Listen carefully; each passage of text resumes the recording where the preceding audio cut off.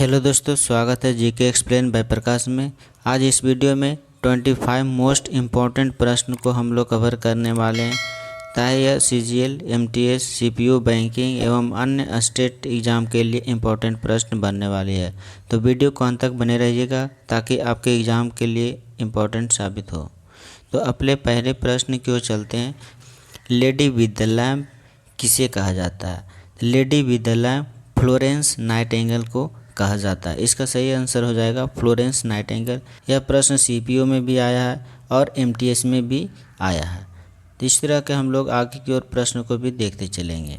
तो दूसरा प्रश्न है, द्वितीय विश्व युद्ध के दौरान किस जर्मन जनरल का नाम डेजर्ट फॉक्स रखा गया था?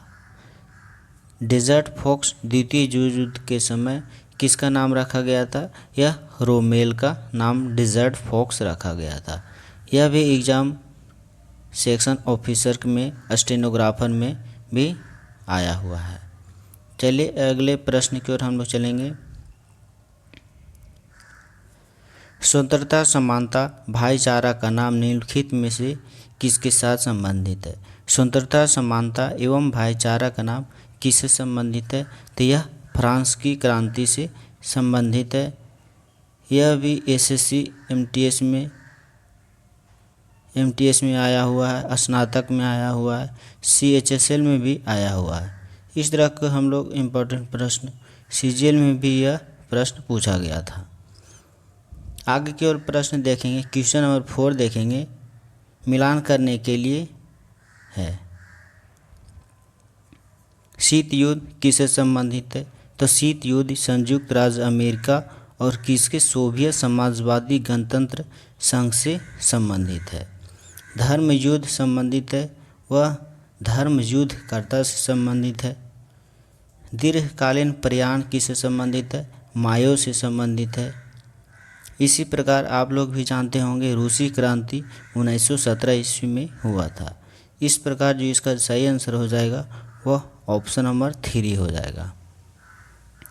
5 नंबर प्रश्न है, किस राजवंश के शासनकाल में चीन के ग्रेट वॉल का निर्माण हुआ था? किस राजवंश के शासनकाल में चीन के ग्रेट वॉल का निर्माण हुआ था? इसका जो सही आंसर हो जाएगा ऑप्शन नंबर 4 चीन के समय में।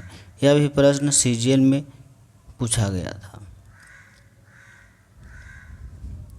क्वेश्चन नंबर 6 देखेंगे, पहली बार परमाणु बम कहाँ फेंका गया था? तो पहली बार परमाणु बम पूछेगा तो हिरोशिमा पर 6 अगस्त को और दूसरी बार नागासाकी पर 9 अगस्त को फेंका गया था।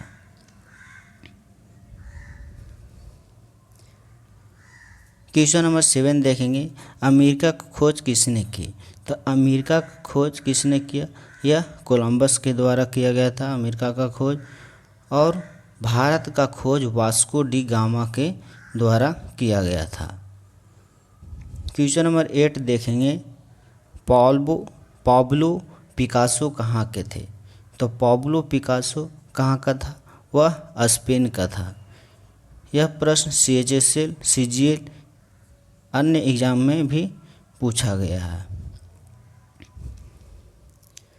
क्वेश्चन नंबर 9 देखेंगे, मतपत्र को सबसे पहले प्रयोग किया गया था।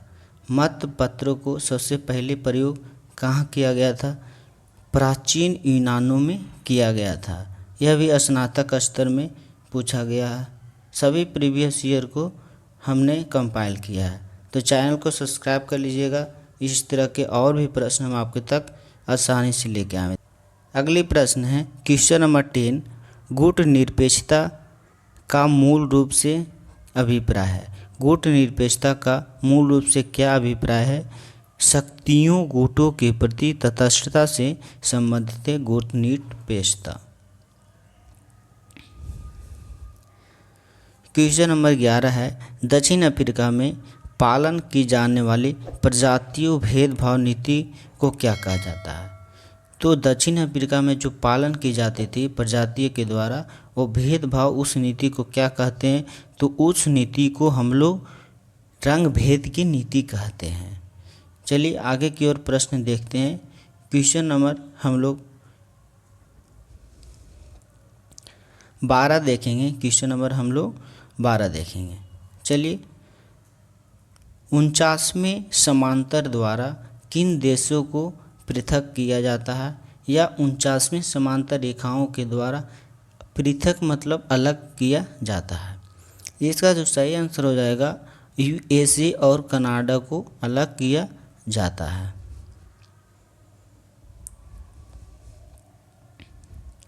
क्वेश्चन नंबर 13 देखेंगे। राज सिंहासन पर बैठने वाला सबसे अधिक आयु का ब्रिटिश राजा या रानी कौन है? सबसे अधिक आयु का जो ब्रिटिश राजा रानी कौन था? इसका सही आंसर हो जाएगा क्वीन एलिजाबेथ द्वितीय थे।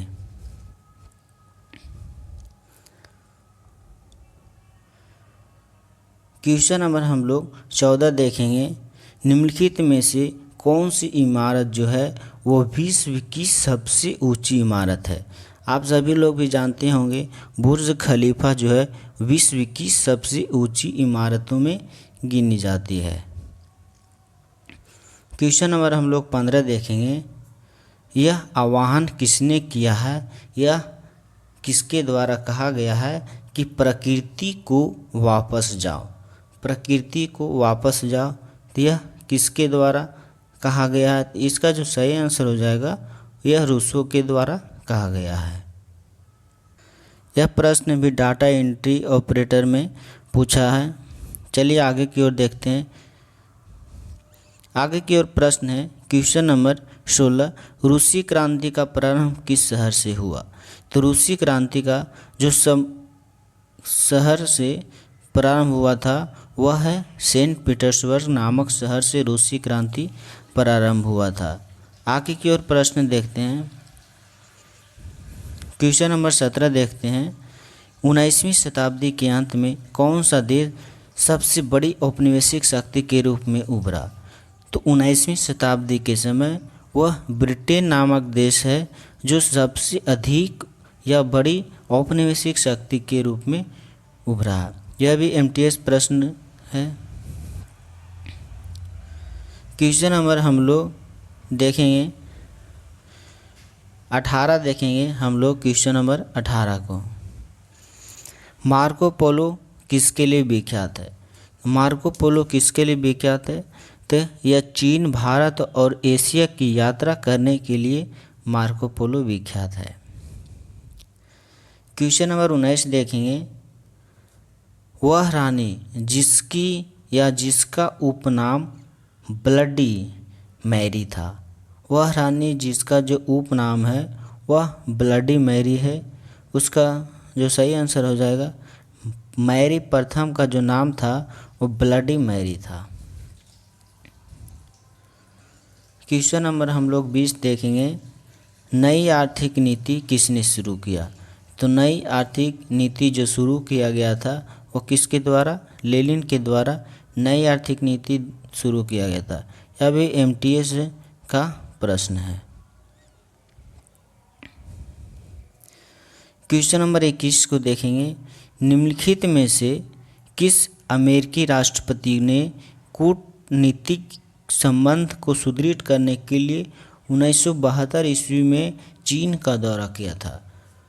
तो इसका जो सही आंसर है, रिचर्ड निक्सन जो था वो अमेरिकी राष्ट्रपति जो थे वो चीन के दौरा किया था। कब? 1972 ईस्वी में अपने कूटनीतिक संबंध को सुदृढ़ करने के लिए। क्वेश्चन नंबर हम लोग 22 देखेंगे। क्रिस्टोफर कोलंबस कहाँ का था? क्रिस्टोफर कोलंबस कहाँ का था? वेनिस, जेनेवा, स्पेन या पुर्तगाल? तो इसका जो सही आंसर हो जाएगा, क्रिस्टोफर कोलंबस जो स्पेन का रहने वाला था। ये भी एमटीएस का प्रश्न है।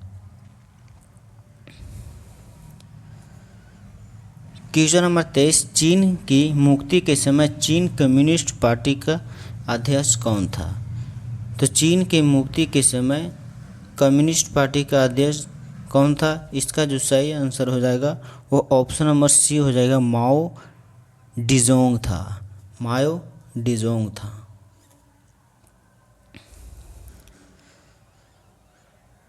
अगला प्रश्न है क्वेश्चन नंबर 24 मार्क्सवादी भौतिकवाद किसके विचार से आया।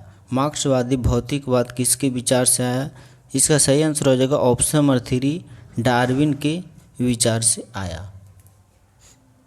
आज का जो लास्ट प्रश्न है आपके स्क्रीन पर है कि 25 नंबर भारतीय आज़ादी के समय इंग्लैंड के प्रधानमंत्री कौन थे। यह इम्पॉर्टेंट प्रश्न है, इसको इम्पोर्टेंट प्रश्न हम लोग कर लेते हैं। तो भारतीय आज़ादी के समय जो इंग्लैंड का प्रधानमंत्री कौन था, एक क्लेमेंट इटली था। तो इसी तरह के और भी इम्पोर्टेंट प्रीवियस ईयर को कंपाइल करने के लिए और आपके पास आसानी से पहुंचाने के लिए चैनल को सब्सक्राइब जरूर करें। थैंक यू, धन्यवाद।